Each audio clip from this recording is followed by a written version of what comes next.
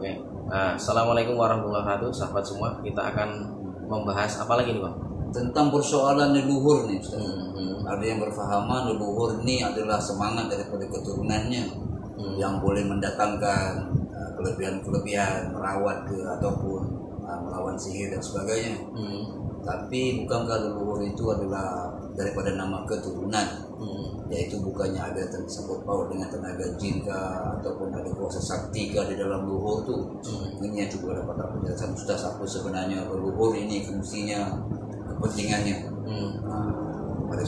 Jadi sebenarnya leluhur itu artinya nenek moyang, ya. Dalam kamus itu arti leluhur itu nenek moyang, ya. Nenek moyang ataupun apa ya, keturunan kita.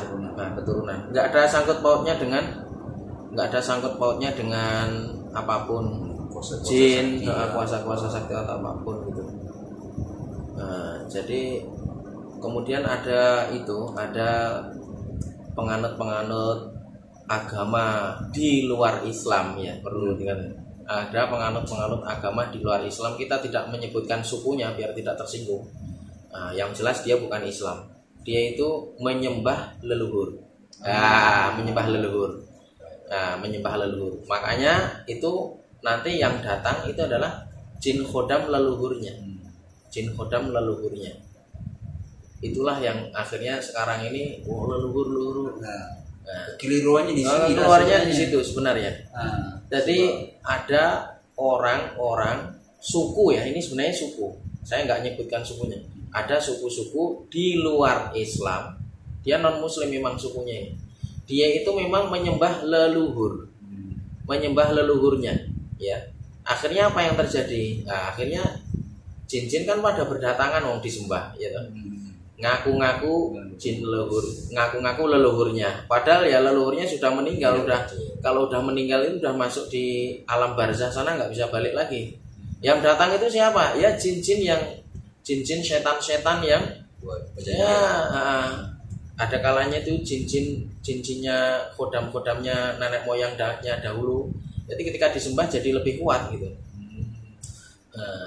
Jadi atau bisa jadi ada kalanya jin kodamnya leluhurnya dulu, nenek moyangnya dulu, asbab karena bacaan mantra-mantranya atau amalannya, ritualnya, ya, ataupun jin saka istilahnya kayak gitu. Jadi begitu. Jadilah jin leluhur, ya. Jadilah jin leluhur. Jin leluhur itu jin nasab atau jin saka. Perjanjian dengan jin, maka jadilah jin leluhur. Gitu. Leluhurnya tetap leluhur. Adapun kalau namanya leluhur, murni leluhur sesuai di dalam kamus itu artinya keturunan. Jadi simpel aja. Leluhur itu artinya keturunan atau nenek moyang kita. Boleh jadi ya mungkin, wah, leluhur kita itu orang hebat, ya belum tentu kita pun jadi hebat juga kalau kita nggak belajar. Nah, kalau kita nggak belajar belum tentu jadi hebat. Kalau yang tiba-tiba hebat tuh terang-terang memang jin leluhur lah. Ya, itu intinya jin leluhur, jin kodamnya leluhur. Itu yang terjadi lah pada orang. Ya, jadi mimpi diajarin leluhurnya. Wah, ya kan? Jadi jin itu bisa menyerupai leluhur kita. Bisa mengaku-ngaku, saya ini leluhurmu, saya ini dari panglima siapa dulu zaman kerajaan ini. Jadi ngaku-ngakunya seperti itu. Bukan arwahnya leluhur kita, tetapi biasanya itu jin yang mengaku-ngaku leluhur kita. Saya ini dari leluhurmu. Gitu. Bahaya begitu orang bisa jelaskan nih. Banyak orang kita bisa percaya lagi leluhur itu ada kuasanya sendiri. Ya. Padahal semua daripada bantuan jin leluhur tadi. Jadi kayak kalau kita nggak belajar ya nggak bisa. Kalau tiba-tiba bisa, terus ada yang ngaku-ngaku diajari leluhurnya, yaitu berarti ya jin saka gitu, jin saka atau jin nasab. Kalau di Indonesia namanya jin saka, itu nggak ada istilah jin saka di Indonesia, nggak ada. Orang Indonesia nggak paham apa itu jin saka itu apa gitu. Jadi yang kalau di Indonesia ya jin keturunan gitu ya, jin leluhur itu jin keturunan. Nah, saka itu dibilangnya di Indonesia itu jin leluhur. Istilahnya. Iya, leluhur, jin nasab, jin keturunan itu. Kalau Saka nggak mengenal, Saka itu apa nggak tahu di sana. Saka Lusimun. Begitu. Dia cuma di Malaysia aja nih. Sama iya penting. Lebih kurang sama ya, jin leluhur ya itu, jin nasab, jin keturunan itu, jin leluhur ya jin kodamnya nenek moyangnya dahulu itu. Begitu ya. Jadi intinya itu apa? Jangan fokus pada leluhur kita. Jadi jadi kayak gini loh. Kalau umpamanya kita nenek moyang kita itu, leluhur kita itu dari kalangan orang-orang soleh. Kalau kita itu enggak belajar jadi soleh, yang nggak bisa langsung soleh sekaligus gitu.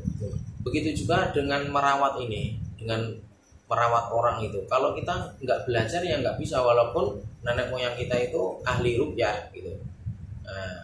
Kecuali kalau nenek moyangnya itu bomoh, leluhurnya itu bomoh ya kan. Otomatis dia akan jadi punya jin saka ini, jin saka. Terus dia langsung bisa merawat ngaku-ngakunya leluhurnya, yaitu jin saka itu. Jadi begitu. Jadi kalau kita kita kalau ingin mahir sesuatu perkara, kita kena belajar. Baik pun merawat orang, kita kena belajar. Ada gurunya, sanadnya jelas. Apa yang disampaikan, ya sanadnya jelas, ilmunya jelas, ya bacaannya pun jelas, bukan mantra-mantra yang diajarkan, ya. Jadi seperti itu. Kok tiba-tiba bisa merawat, diajari dalam mimpi. Nah, berarti itu dari bantuan kodam jin nenek moyangnya dulu, jin leluhurnya dahulu. Oke, insya Allah boleh dipahami ya. Insya Allah semoga dapat menambah pengetahuan kita supaya kita tidak mudah dipesongkan ya. Oke, assalamualaikum warahmatullahi wabarakatuh.